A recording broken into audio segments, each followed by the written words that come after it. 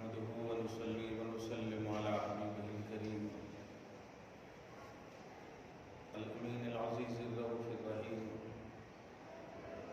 وعلى آله وأصحابه الأولين الأكرمين أجمعين أما بعد أعوذ بالله من الشيطان الرجيم بسم الله الرحمن الرحيم بسم الله الرحمن الرحيم صدق الله العظيم وبلغنا رسوله النبي الأمين الأمي المتين الكريم ونحن على ذلك لمن الشاهدين والشاكرين والذاكرين والعابدين والمؤمنين إن شاء الله تعالى إلى يوم الدين سبحانك لا علم لنا إلا ما علمتنا إنك أنت العليم الحكيم صدق الله العظيم. نہایت ہی ادب و احترام کے ساتھ بارگاہ رسالت مآب والد رسالت مآب میں ہدیہ درود و سلام و صد احترام پیش فرمان اللہم صلی علی سیدنا و شفیعنا و حبیبنا و مولانا محمد مادر الجود والکرم وعلی آلہ الکرام والمنکرین والدی و اصحابہ مبارک وسلم صلاۃ و سلام علیک یا حبیبی یا سیدی یا رسول اللہ صلی اللہ تعالی علیہ وسلم. غوث اعظم بننے کے سر و سامہ مدد قبلہ دی مدد کعبہ امام مدد قادری کر قادری رکھ قادریوں میں اٹھا قدر عبدالقادر قدرت نواز کے واسطے تو ہے وہ غوث کے ہر غوث کے شہدا تیرا تو ہے وہ غیث کے ہر غیث کے پیاسا تیرا خدا دولا شریف کے فضل و کرم سے اس کے حبیب اعظم صلی اللہ تعالی علیہ وآلہ وسلم کی بے پناہ احسانات اور انعامات کے سائے تلے جملہ محبوبان الہ کی دعاؤں عنایتوں کے سبب آپ سب ہم سب اپنی زندگی کو جاری اور ساری کیے ہوئے ہیں. خدا یوں ہی ہم سب کو ایمان و عقیدے کی سلامتی کے ساتھ جینا نصیب فرمائے.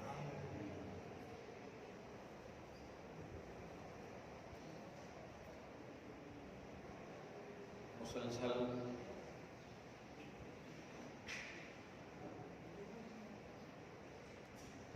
اٹھارہ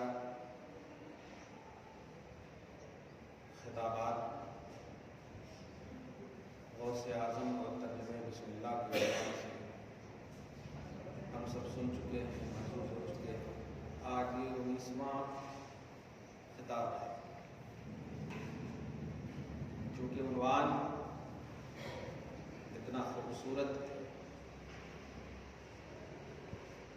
کہ ہر مومن کو اللہ، رسول، اولیاء اللہ سب کی ضرورت ہے. لا الہ الا اللہ محمد رسول اللہ. توحید اور رسالت ہمارا ایمان کا بنیادی پہلو ہے. آمنت باللہ و ملائکتہ و کتبہ و رسلہ والیوم الآخر والقدر خیرہ و شرہ من اللہ تعالی والبعث بعد الموت. یہ سب بھی ایمان کے لازمے ہیں. فرشتے بھی ہمارے ایمان میں داخل ہیں. خدا کی تمام کتابیں آسمانی ہمارے ایمان میں داخل ہیں. بعث بعد الموت ہمارے ایمان میں داخل ہے. تقدیر خیر شر سب ایمان میں داخل ہے.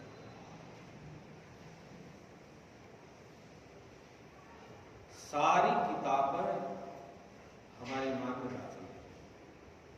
ساری کتابوں کا آپ مطالعہ کریں گے تو یہ تو اپنی جگہ پر ہے، ان سے قرآن کا مطالعہ کریں گے تو آپ کو تین بات بڑی کھل کر سامنے آئے گی کہ اللہ اور رسول اور ولی اللہ یہ تین بڑے اہم ہیں ہمارے لیے اور آپ کے لیے.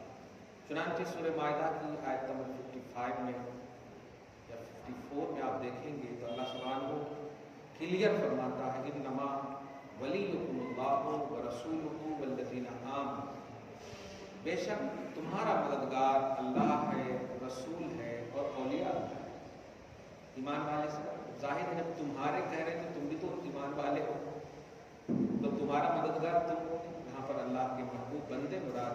चुनाच कुरान पाक वहीं पर वल्लज़ीना आमनु लज़ीना युक़ीमूना अस्सलाता व युतूना ज़काता व हुम राकिऊन, और आगे फरमाता व मन यतवल्लल्लाह व रसूलहु फ़इन्न हिज़्बल्लाहि हुमुल गालिबून, कि जो लोग अल्लाह उसके रसूल को वली और मददगार तस्लीम करते हैं वो अल्लाह की जमात है और गालिब जमात है, कामयाब जमात है, फातिह। और दरूद शरीफ पढ़े अल्लाहुम्मा सल्ली अला मुहम्मद व अला आलि मुहम्मद व बारिक सल्लल्लाहु अलैहि वसल्लम। ईमान वालों के लिए, हम सब के लिए, अहले तौहीद के लिए लाजिम है कि हम अपने ईमानी बेस पर अपनी ज़िंदगी काटें, और यही वजह है, आप इस पर गौर करेंगे तो आपको ये बात खुलकर सामने आएगी कि दिगर मजहब वाले अपने उनकी जो आइडेंटिटी है, उनका जो तशख़्ख़ुस है, वो एक मुल्क से दूसरे मुल्क चाहे तो मिट जाते हैं, अलग अलग एतबार से उसका तशख़्ख़ुस, उसका तारुफ, उसकी पहचान होती है। लेकिन हमारी और आपकी पहचान अल्हम्दुलिल्लाह सुम्मा अल्हम्दुलिल्लाह, जहाँ भी हम रहते हैं तो हमारी पहचान ईमान वाले, इस्लाम वाले, तौहीद वाले, यही सब है हमारी पहचान। ला इलाहा इल्लल्लाह मुहम्मदुर रसूलुल्लाह, यही है हमारी पहचान। अल्लाह सुब्हानहू इस तशख़्ख़ुस को समझ कर इस पर जीने की तौफीक हम सबको नसीब फरमाए। सूरह हूद है आज, जो सूरह नंबर 11 है, क्या कहना है? 11वीं वाले हमारे लिए नहीं बल्कि हम हैं उनके लिए। अल्लाह सुब्हानहू उनकी फयूज़ व बरकात दायमी से हम सबको दायमी तौर पर मालामाल फरमाए।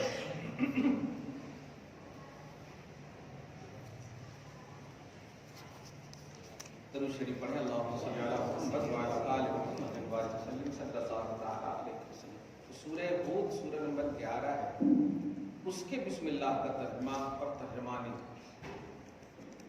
आज बहुत अहम है, और सही यही है कि मुसलसल जो आप 10-12 साल से सुन रहे हैं, हमारी जो पहचान है, इस मस्जिद की जो पहचान है, वो है इस्लाम की रियलिटी, ईमान की रियलिटी, बेसिक इस्लाम, बुनियादी इस्लाम, असली इस्लाम क्या है।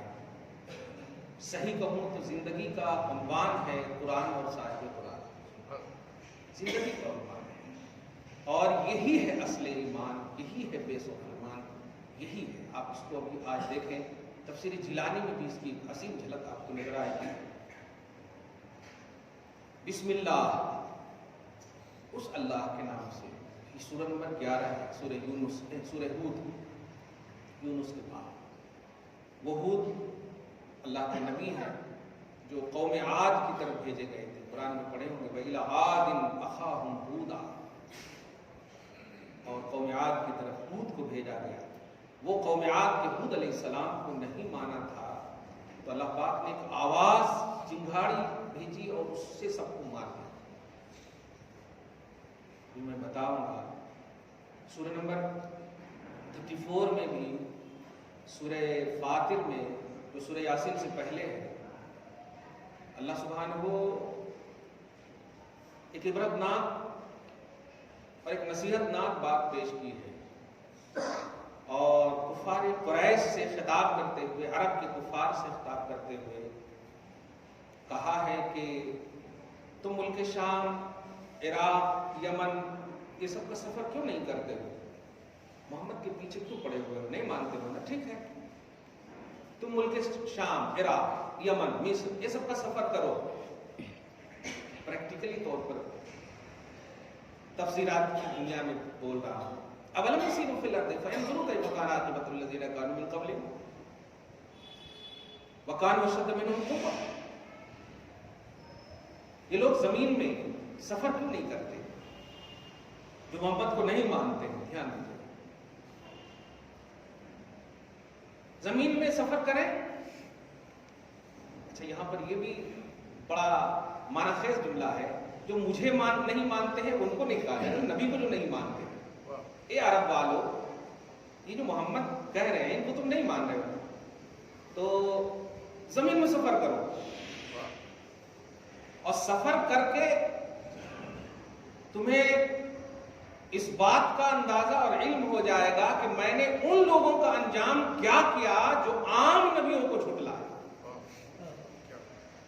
اس بات پر غور کریں گے آپ، کیف کان عاقبۃ الذین کانوا من قبلہم، جو ان کفار قریش سے پہلے تھے اور عام نبیوں کا زمانہ پایا، اور ان کو جھٹلانے کے بعد میں نے ان کا انجام کیا کیا۔ یہ لوگ سفر کریں نا جو محمد کو جھٹلا رہے ہیں۔ اچھا اسٹیٹس دیکھیے کیا پیارا پیش کر رہے ہیں، کانوا اشد منہم قوہ۔ میں تمہیں ڈکلیئر بتا دوں کہ تمہارے پاس تو اموال بھی اتنے نہیں ہیں، دولتیں بھی اتنی نہیں ہیں، طاقت و ثروت بھی اتنی نہیں ہے۔ عام نبی کے جھٹلانے والوں کے پاس طاقت بھی زیادہ تھی، مال بھی زیادہ، تو عام نبی کے جھٹلانے والے تمہارے سے اسٹیٹس میں اعلیٰ تھے۔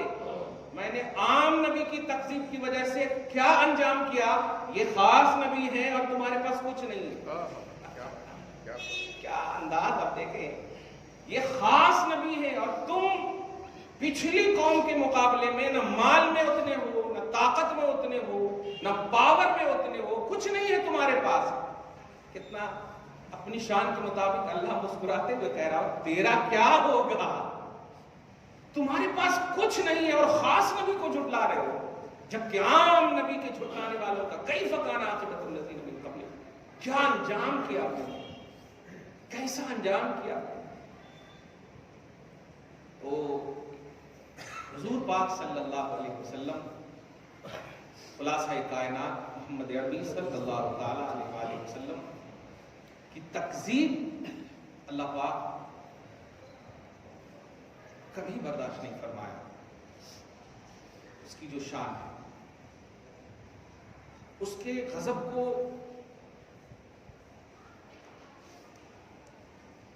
کوئی ٹھنڈا نہیں کر سکتا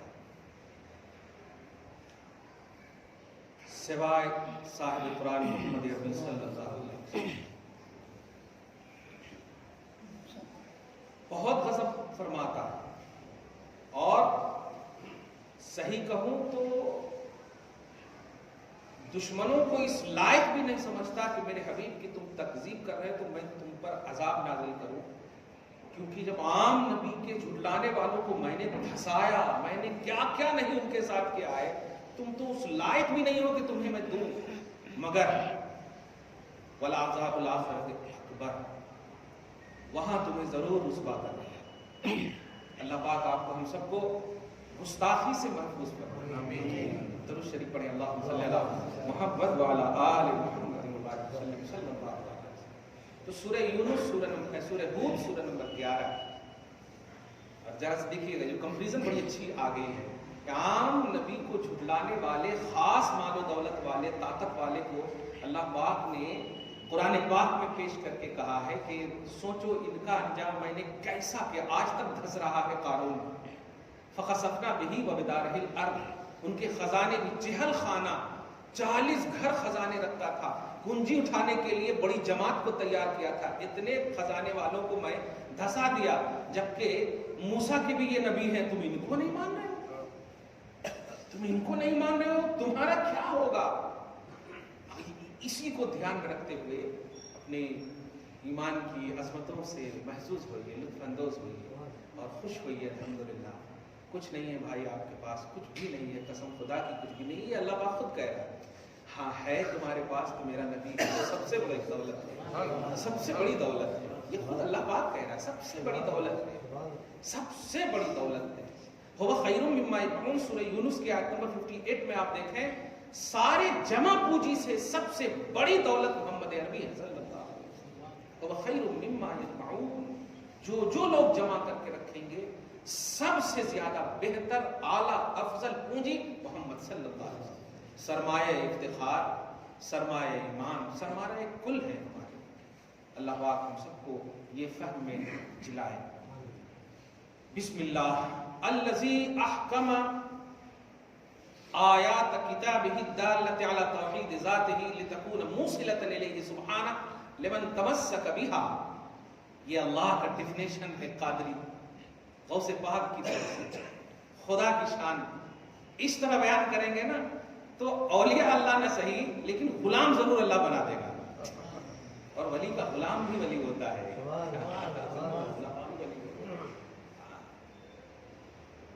ترجمہ سننے کو مزہ آئے گا اور مجھے صرف لفظ تمسک پر بحث کرنی ہے اور یہ جو 10 منٹ کی گفتگو ہوئی ہے اسی گفتگو کو سمجھا دینا ہے. اللہ، اس اللہ کے نام سے شروع جس نے اپنی کتاب کی آیتوں کو محکم فرمایا. سورہ ہود میں شروع میں دیکھیں الف لام را کتاب احکمت آیاتہ ثم فصلت من لدن حکیم خبیر. یہ الف لام را کتاب احکمت. تو اس اللہ کے نام سے شروع جس نے اپنی کتاب کی آیتوں کو، ایک لفظ پر غور کیجیے گا، یہ تفسیر جیلانی، اپنی کتاب کی آیتوں کو محکم فرمایا، ٹھوس فرمایا، مضبوط فرمایا. اب آیتوں کی شان بیان کر رہا ہے. کون آیتیں؟ التی الدالۃ علی توحید، وہ آیتیں جو اللہ کی ذات کی یکتائی پر دلیل ہیں. وہ آیتیں جو اللہ کے ایک ہونے پر دلیل ہیں. ایک نئی بات یہاں پر دھیان میں، ایک ہے دلیل اور ایک ہے برہان. دلیل اسے کہتے ہیں کہ ضروری نہیں کہ پیش کرنے والا منزل تک پہنچ ہی جائے، اور برہان اسے کہتے ہیں کہ جس کے پاس یہ ہو وہ منزل تک پہنچ ہی جائے. برہان اور دلیل میں یہی فرق ہے، دھیان دیں. اللہ پاک نے آیات قرآنی کو دلیل کہا، اور سورہ نساء آیت نمبر 174 میں اللہ پاک فرماتا قد جاءکم یا ایھا الناس قد جاءکم برہان من ربکم. اے لوگوں تمہارے پاس بشکل محمد برہان آ گئے. بشکل محمد برہان آ گئے. محسوس کیجئے گا، میں نے کہا دلیل اسے کہتے ہیں کہ دلیل والا ضروری نہیں کہ منزل تک پہنچ جائے. دلیل والا ضروری نہیں کہ منزل تک پہنچ جائے. یضل بہ کثیر و یہدی بہ کثیرا، یہ سب کو آپ اپنے دھیان میں رکھیے. لیکن برہان جس کے پاس ہے لازم ہے کہ وہ منزل مقصود تک پہنچے گا، اور برہان ہے محمد رسول اللہ صلی اللہ علیہ وسلم. واہ، یہ میں سوچ کے نہیں آیا تھا. ابھی غوث پاک کا فیضان میں سوچ کے نہیں آیا تھا. مجھے تمسک پر بحث کرنی ہے آگے چل کر. درود شریف پڑھیں، اللہم صلی علی محمد وعلی آل محمد وبارک وسلم صلی اللہ تعالی علیہ وسلم. خوبصورت سب چہرے ہو تو ایسی سے عنوان آ جاتے ہیں. جو اللہ کی ذات کی یکتائی پر دلیل ہے آیت قرآنیہ، اور اللہ کی ذات کی یکتائی پر برہان ہے محمد رسول اللہ صلی اللہ علیہ وسلم. اب آگے دیکھیے، لِتَكُونَ مُوصِلَةً إِلَيْهِ سُبْحَانَهُ. میں دنگ رہ جاتا ہوں اسے پاک. اب تو میں کوئی تفسیر بہت کم پڑھتا ہوں، پڑھ تو چکا ہوں، پڑھتا ہوں، تھوڑا سی کبھی سوال ہوتا ہے تو، لیکن غوث پاک کی تفسیر جتنا پڑھتا ہوں علم میں، اب اضافہ تو نہیں بول سکتے لیکن نور ایمان، نور علم بہت منور ہوتا ہے. غور کیجئے، لفظ سبحان پڑھنے والے تو بہت نظر آئیں گے آپ کو، لیکن اس میں غرق ہونے والی ذات میں نے غوث پاک کو محسوس کیا ہے. لفظ سبحان کا استعمال آج چلتے پھرتے لوگ بہت کرتے ہیں، لیکن سبحانہ کا استعمال غوث پاک نے جو جا بجا کیا ہے، کیا شان ہے. سبحان کا معنی جانتے کیا ہوتا ہے؟ سبحان کا معنی ہوتا ہے اے اللہ تو ہر عیب سے پاک ہے. جب آپ سبحان اللہ بولتے ہیں تو یہ اس کا مطلب ہوتا ہے کہ میں تجھے ہر عیب سے پاک مانتا ہوں، پاک جانتا ہوں. اے اللہ تو ہر عیب سے پاک ہے. سوچیں، کچھ ایسے بھی لوگ ہیں جو اللہ کے حوالے سے یہ عقیدہ رکھتے ہیں کہ اللہ جھوٹ بول سکتا ہے لیکن تسبیح برابر ہے دانے. ہاں، ہاتھ میں برابر تسبیح کے دانے ہیں، سبحان اللہ سبحان اللہ، اور عقیدہ یہ ہے کہ جھوٹ بول سکتا. اب آپ بتائیں جھوٹ عیب ہے، یقیناً عیب ہے، سبحان اللہ کہہ رہا ہر عیب سے پاک، اور حقیقت کہہ رہی ہے کہ عیب دار مان ہے۔ اللہ یہ سینہ نبی کی محبت کا مدینہ ہے، ہم سبحان اللہ بولتے ہیں تو یقیناً ہر عیب سے پاک ہے، جھوٹ سے پاک ہے، فسق سے پاک ہے، ہر عیب سے پاک ہے، اسی پر قائم ہے سبحان تو سے پاک لتکون موصلۃ الی الحق الیہ سبحانہ۔ وہ آیتیں جس کو اللہ نے محکم فرمائی، وہ آیتیں ایسی ہیں جو اللہ سبحانہ کی طرف موصل ہیں۔ اب موصل پریشان مت